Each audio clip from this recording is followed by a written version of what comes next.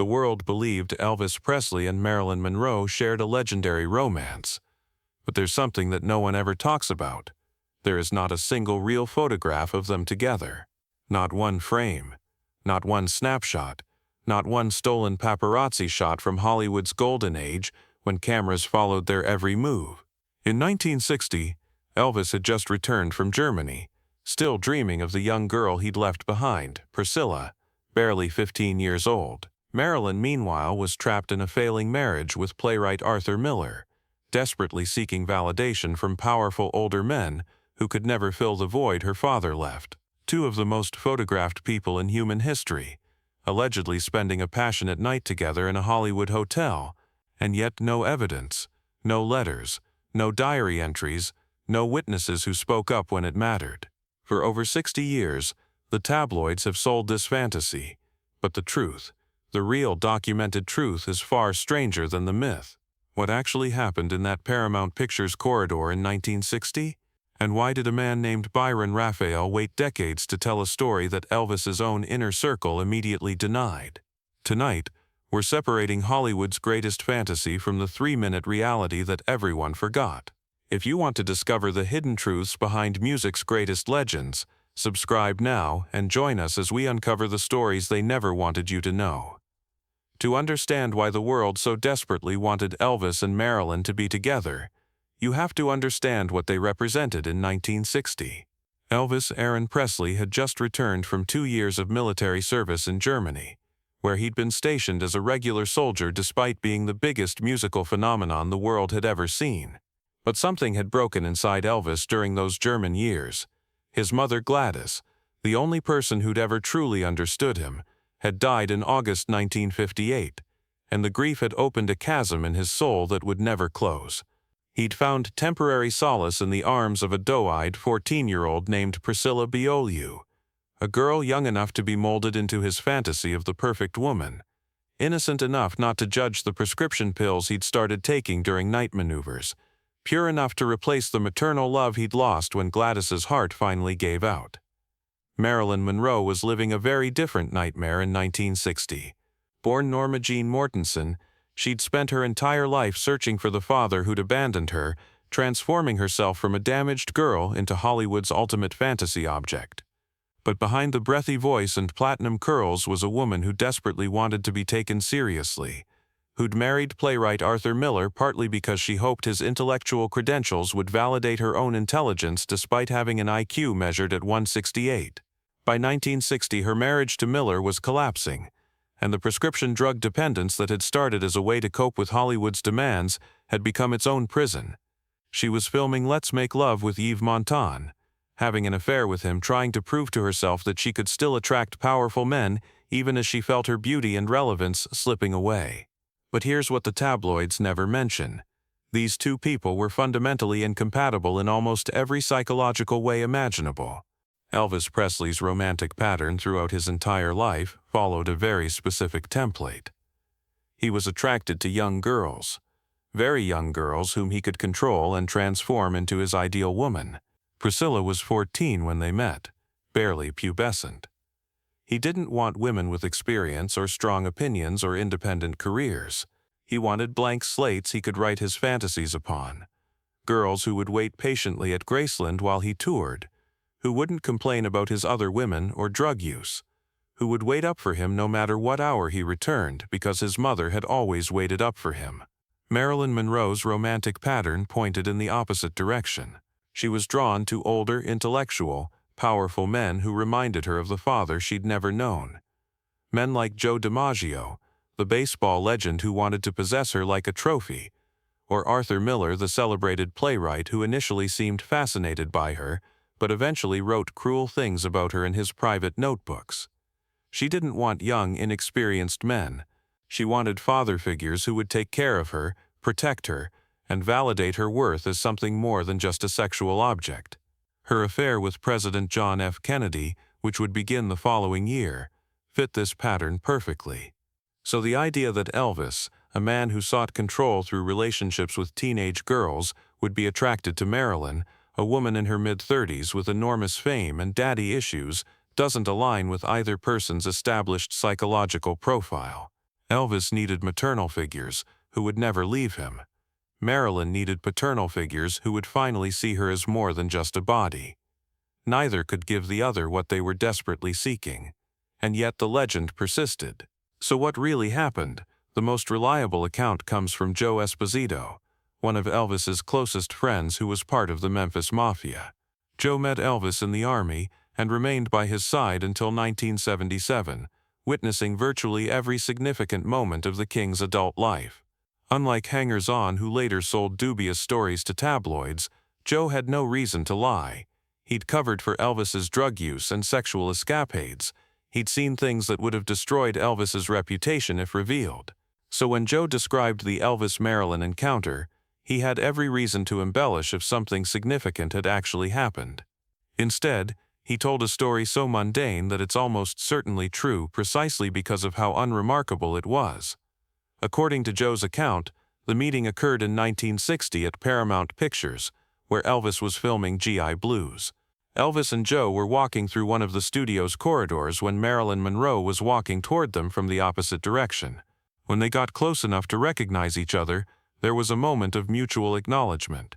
They exchanged pleasantries, Joe later recalled, the kind of brief, polite conversation that celebrities have when they encounter each other in professional settings. There may have been a hug, the kind of casual embrace that Hollywood people gave each other as standard greeting. The entire interaction lasted less than 3 minutes. Then they went their separate ways, neither knowing that decades later people would be convinced they'd shared one of Hollywood's great secret romances based on this brief hallway encounter.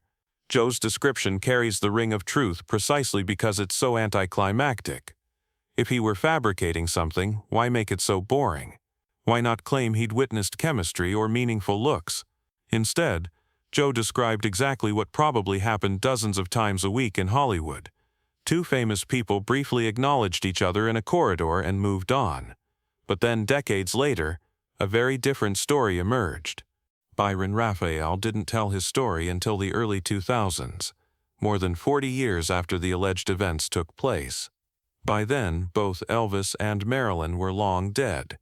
Elvis had died on August 16, 1977, found on his bathroom floor at Graceland with 14 different drugs in his system, and Marilyn had died on August 5, 1962, found in her bedroom with empty barbiturate bottles nearby.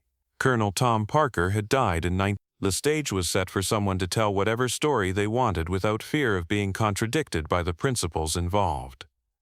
Byron Raphael presented himself as an insider who'd worked for the William Morris Agency with connections to Colonel Tom Parker.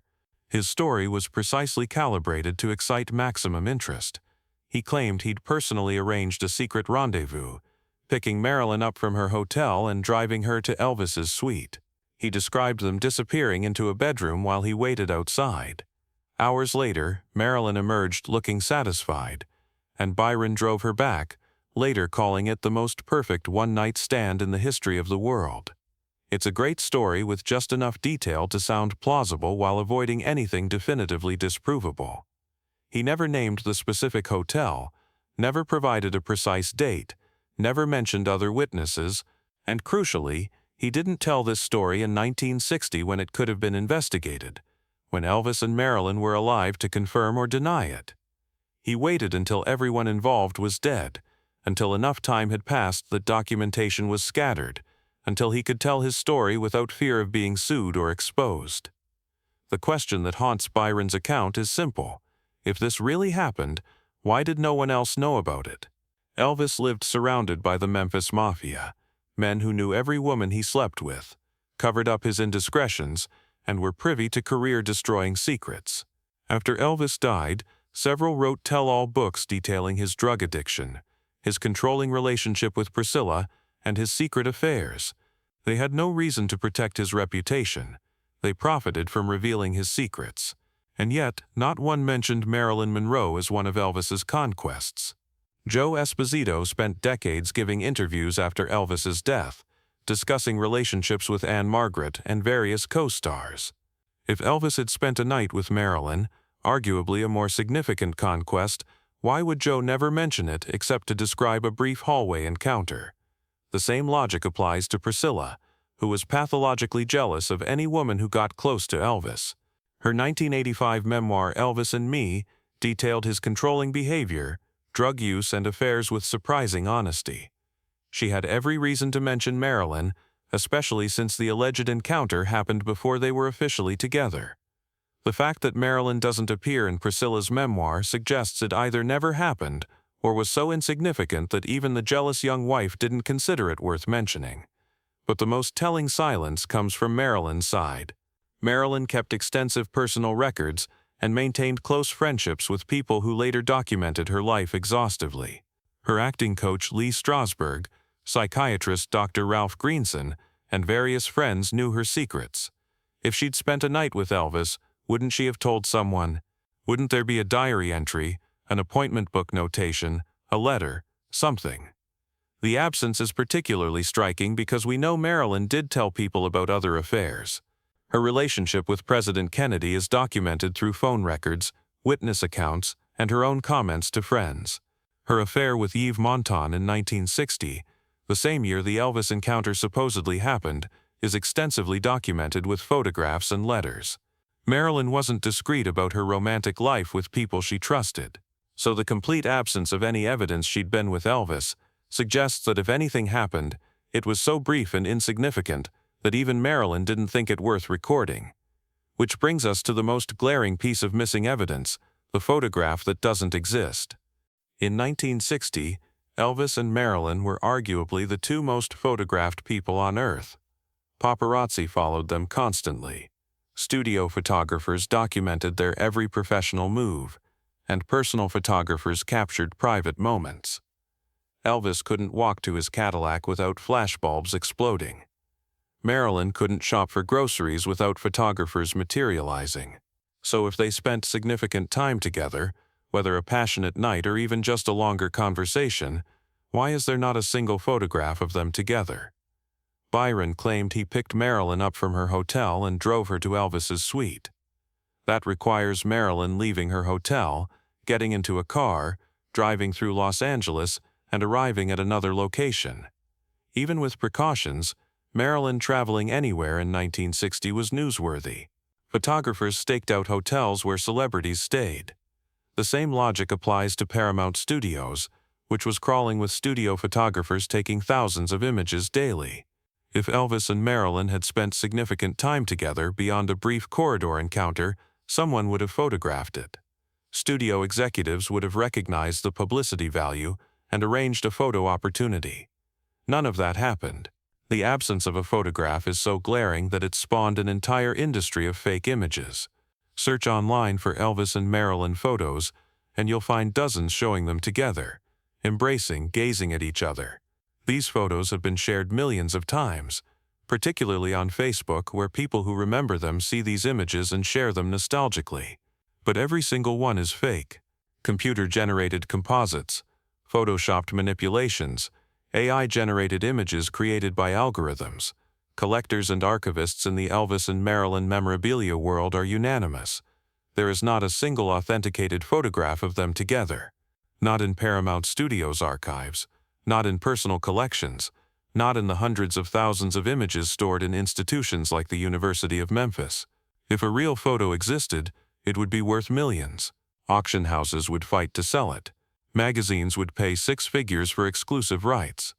The fact that no such photograph exists is the strongest evidence that nothing significant happened between them. So if Elvis and Marilyn probably never had a romance, why does the myth persist so powerfully? The answer lies in the psychology of how we construct narratives about celebrity, especially for those who lived through the era when they defined American popular culture. Elvis and Marilyn represented something transcendent in the 1950s and early 1960s. They weren't just entertainers, they were symbols of post-war American confidence, sexuality, and dreams. Elvis was the boy from Tupelo who proved the American dream was real.